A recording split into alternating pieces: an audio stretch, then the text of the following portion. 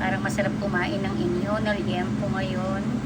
So, yan, nagpaihaw tayo. At yan ang ating dinner. Sausaw natin sa toyo, kalamansi, at sili.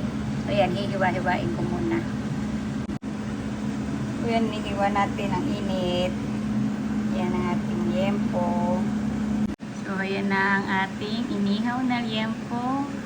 Yan, dahil nag-crave tayo ng inihaw na liempo ngayon. Yan ang ating dinner. Yan, ang sarap. So, wala muna tayong diet ngayon. Yan, enjoy natin ang ating food. Yan ang ating dinner. At nagpapaihaw pa ako ng chicken sa likod. Yan. Masarap din ang inihaw na chicken.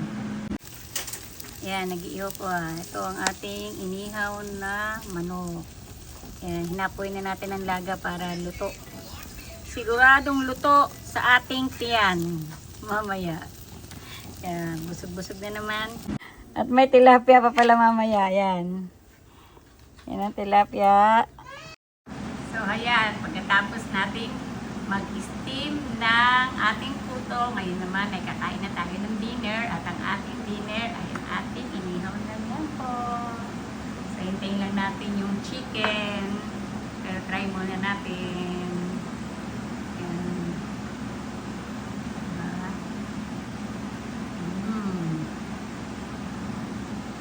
Up. Dahil day off natin, kain tayo ng masarap. Pagpasok, pagod na naman.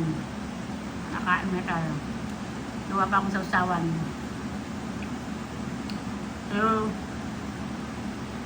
kahit walang sausawan, masarap. Kasi binabad ko to sa toyo, kalamansi, yan, garlic powder, pepper.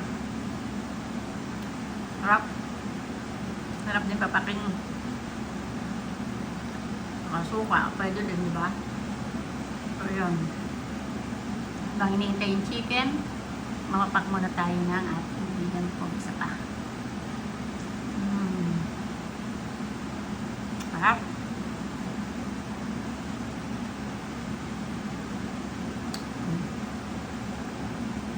Ihaw na din kayo ng liempo. Masarap ang iulam ito. Pwede din yung kamatis. Yan. Love din sausawan dyan. Diba? So, yan. Kain na tayo. Wait lang ang chicken. At ang ating dinner ay masarap. So, yan na ang ating inihaw na chicken. Yan. Sarap. Inihaw na chicken. At sausawan natin. Smear sauce? Yummy, yummy, Samuel.